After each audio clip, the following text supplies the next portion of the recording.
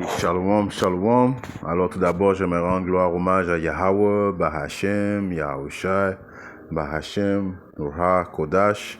Yahweh qui est le nom du Père, le Tout-Puissant, le plus haut, Bahashem qui veut dire au nom, Yahushai qui est le Fils, Bahashem, Ruach, Kodash qui est le Saint-Esprit. Et shalom aux élus et double honneur et respect aux apôtres, aux aînés de Great Millstone, car c'est eux qui m'ont appris cette vérité. Ici, frère Amoas, de l'église de GMS de Montréal, et à vous seulement je dis shalom. Alors c'est ces genres de leçons qu'on fait de temps en temps qui enragent notre ennemi principal et qui est Issa et les autres nations, right? Parce que en réalité on leur dit leur jugement, on leur dit qu'est-ce qui va arriver très prochainement et c'est pas vraiment quelque chose de plaisant pour eux, right? Mais c'est ça qui arrive quand ils complotent ensemble pour oppresser la nation d'Israël, qui est quoi? Qui est le peuple choisi de Yahweh Shimashai, les soi-disant dits négros, latinos, les soi-disant dits amérindiens. Vous, principalement, et qu'Israël et toutes les autres nations ont comploté, ont oppressé, ont tué la nation d'Israël au courant de l'histoire, right? Donc le jugement, le jour arrive très prochainement, le jugement final où vous allez devoir payer le prix, right? Il y a beaucoup d'Édomites qui vont mourir, presque tous les Édomites qui habitent aux États-Unis vont devoir mourir, right? Et les autres nations qui ont participé à oppresser les nations d'Israël, qui habitent aux États-Unis, vont devoir mourir. Ouais. Il va y avoir beaucoup de morts à travers la planète entière. Et ceux qui restent, ils vont être pris, mis en captivité. Et ils vont devoir être en captivité pendant 1000 ans, principalement avec Issa, right? L'homme rouge, l'homme blanc, on va prendre leur élite de ce monde, right? Qui vont être préservés de la destruction. Après ça, ils vont être mis en captivité, et ainsi les autres nations, right, qui nous ont oppressés vont être en captivité sous la nation d'Israël, vont rebâtir notre royaume qui va être sur terre, le royaume des ciels va être sur terre, l'immortalité va être sur la terre quand que Yahweh Shimashai va venir nous délivrer de cette prison, right, qui est la captivité qu'on fait face à travers le monde entier, right. Israël est dispersé dans les quatre coins du monde. Il y a pas, dans tous les pays où ce qu'Israël est, il est en bas de l'échelle, il est sous l'oppression de soit Issa ou les autres nations. Donc il y a un prix à payer pour ces choses-là, parce qu'il n'y a pas une nation qui n'a pas comploté contre la nation d'Israël. À Psaume 83, il est écrit « Ne garde pas le silence, ô Yahweh Shimashai, ne te tais pas et ne te tiens pas tranquille, ô Yahweh Shimashai, car voici tes ennemis. » Right? Alors, Yahweh Shimashai a des ennemis qui sont nos ennemis. Les ennemis à Yahweh Shimashai sont les ennemis de la nation d'Israël. Produisent un tumulte c'est quoi? Des conseils, une alliance, des plans, right? Complotent. Et ceux qui te haïssent ont levé la tête, ils ont pris d'astucieux conseils contre ton peuple et ont consulté contre tes protégés. Ils ont dit, venez, supprimons-les, de sorte qu'ils ne soient plus une nation pour que le nom d'Israël ne soit plus en mémoire. Donc, quand que Vladimir Poutine a annoncé que notre Seigneur Sauveur est un soi-disant dit homme noir, c'était pas vraiment un secret pour ceux qui habitent en Europe. C'était un petit peu plus un secret, un étonnement pour ceux qui habitent dans le Nord, dans les pays comme Canada et aux États-Unis. Mais la plupart des Européens savaient déjà ces choses-là. Ouais, depuis longtemps, ils le savent que nous sommes le peuple choisi de Yahweh Shimashai. Right? Ils ont comploté ensemble, right? Quand ils ont décidé de mettre les petits chapeaux sur la terre d'Israël, ils savaient très bien qu'est-ce qu'ils faisaient, right? Ils savaient très bien que les soi-disant dits Amalékites n'étaient pas la vraie nation choisie de Yahweh Shimashai, mais ils ont quand même gardé le silence et ils ont participé dans ce conseil inique afin de faire quoi? Afin en sorte qu'on oublie qui nous étions, afin que le monde entier ne sache pas qui nous étions. Mais là, grâce à l'esprit de Yahweh Shimashai qui fait en sorte que maintenant les Israélites retournent vers lui, les Israélites savent qui ils sont, right? Donc, maintenant, ils savent qu'il ne reste plus beaucoup de temps. C'est pour ça que prochainement, ils vont bannir la Bible, ils vont bannir ils vont bannir les études qu'on fait sur YouTube, ils vont nous empêcher de prophétiser dans les rues à cause qu'ils savent que ils peuvent rien faire contre la vérité, mais pour la vérité, de toute façon, il est déjà trop tard. Right? La vérité est déjà là. Car ils ont consulté ensemble, ça c'est tous les peuples, principalement avec qui sortent d'une même consentement. Ils ont confédéré contre toi les tabernacles des dons et les Ishmaélites. Ishmaélites, qui sont les soi-disant arabes, quand c'était le temps de la traite négrière, right? C'est eux autres qui ont bâti les bateaux, les négriers, right?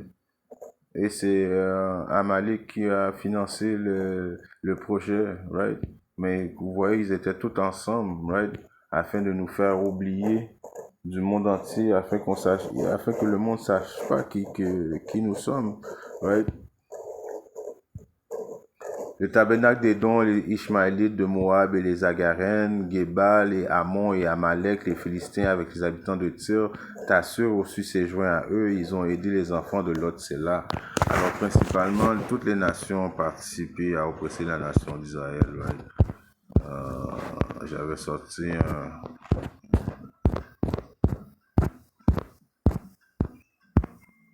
si on regarde dans le livre de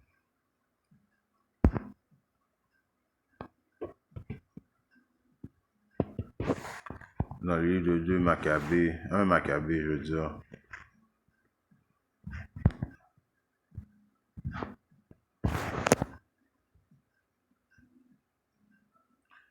Dans le livre de 1 Maccabée 1 et 10, il est écrit quoi? Y a-t-il une nation qui n'est pas héritée de ses biens, des biens de qui a dépouillé? Est-ce qu'il y a une nation sur la terre qui n'a pas dépouillé la nation d'Israël, qui n'a pas participé à l'oppression de la nation d'Israël, qui n'a pas tué des Israélites? Non, la réponse est non. Qui ne soit pas emparé de ses dépouilles, la réponse est non. Ils sont tous coupables, right? Principalement avec Issa, mais ils sont tous coupables. Donc, c'est pour cette raison-là qu'ils vont aller en captivité, eux aussi. Right? Si on regarde dans le livre de...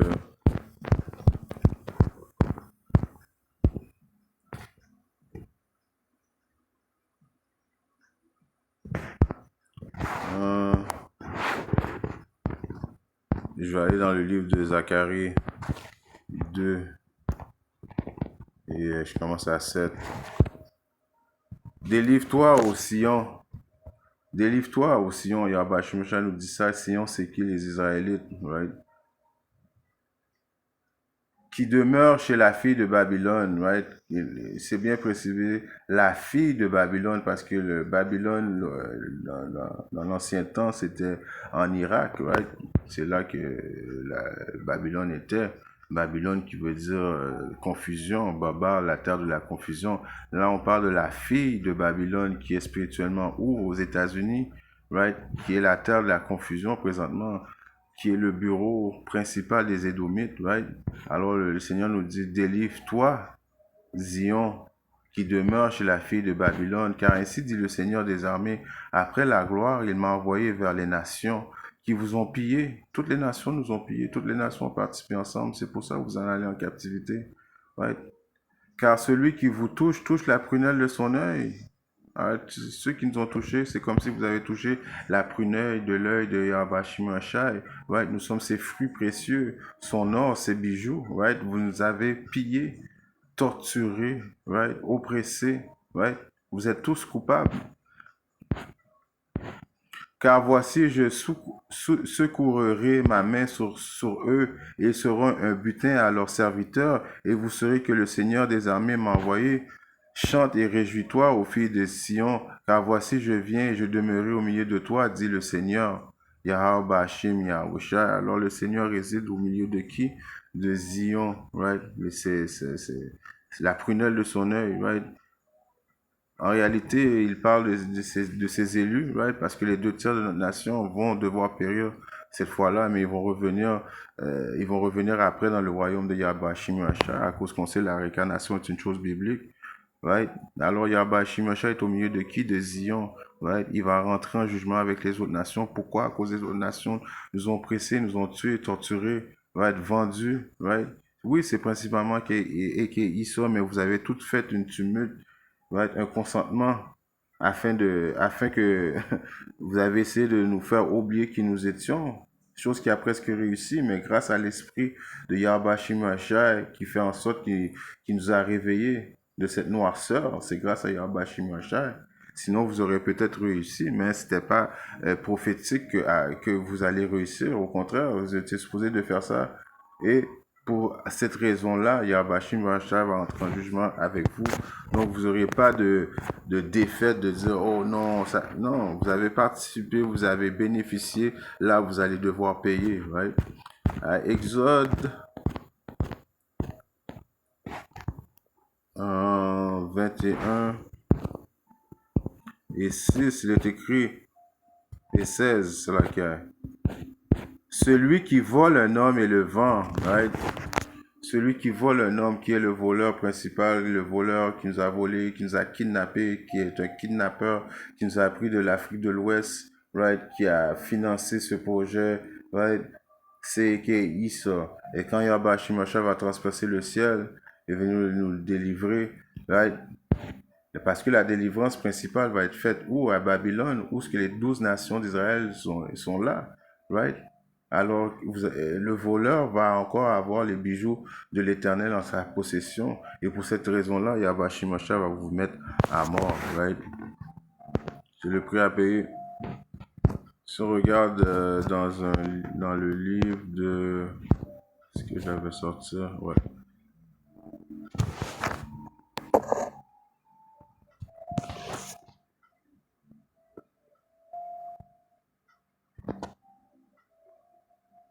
Dans le livre de Baruch 4 et je commence au chapitre 30. Courage, Jérusalem. Alors, Yahweh Shimashah nous dit de prendre courage. Jérusalem qui est le peuple, principalement après, c'est la terre, mais là, il parle au peuple. Il te consolera celui qui t'a donné un nom. Right? Malheur à ceux qui t'ont maltraité et se sont réjouis de ta chute. Right? Alors, toutes les nations se sont réjouies de notre chute quand on a tombé de notre gloire. Right? Malheur aux villes dont tes enfants furent esclaves. Malheur à celles qui reçurent tes fils, comme elles s'étaient réjouies de ta chute et avaient pris plaisir à ton effondrement, ainsi sera-t-elle attristée par sa propre dévastation. Je lui ôterai sa fierté de ville populeuse, je changerai son insolence en deuil, un feu lui suviendra de la part de l'Éternel pour le long jour, elle sera la demeure des démons pour plus longtemps encore. Right? Alors c'est prophétique que Babylone va être détruite, right? Ça va devenir un désert, right, pour les habitations des démons, right, et des bêtes du désert, right? Mais aussi les autres nations, right, qui se réjouissaient quand ils voyaient que on était mis en captivité, ils étaient contents, ils célébraient. On voit ça même dans le livre de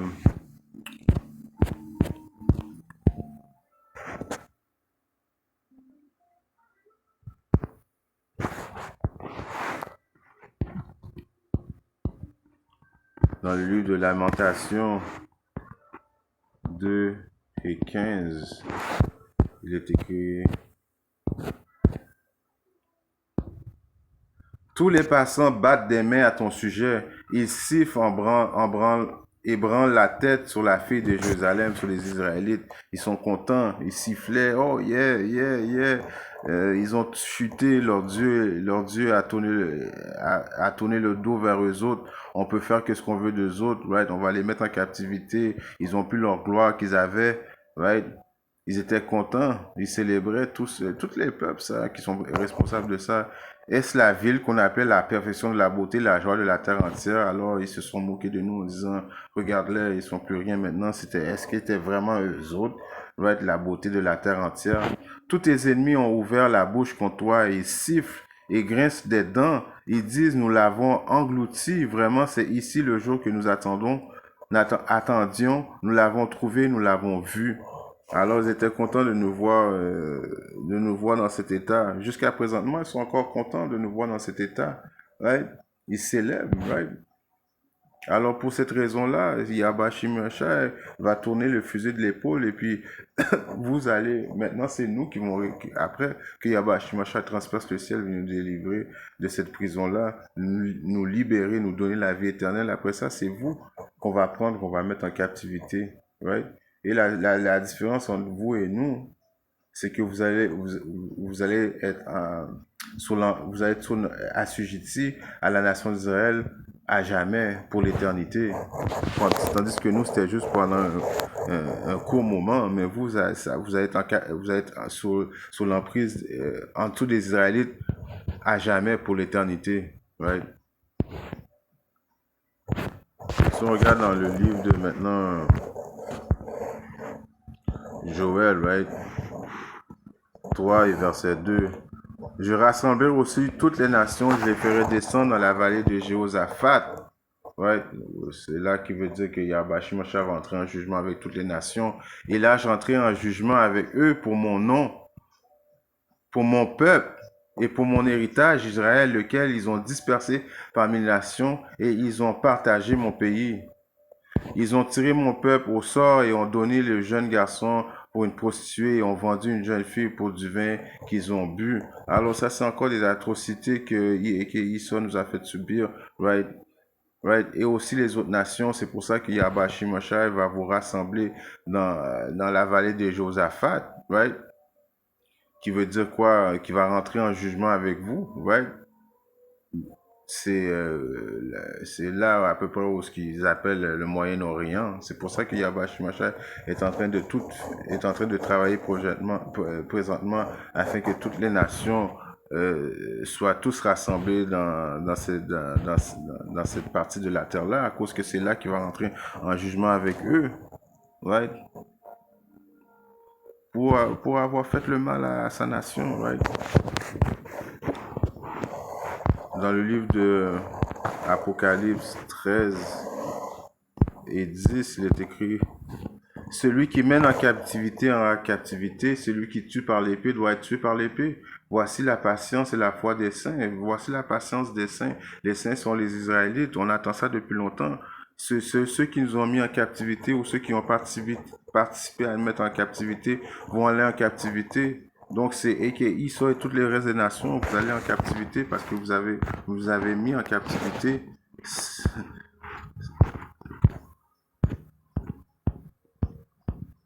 Dans le livre d'Ézéchiel, puis je vais finir avec ça, 35,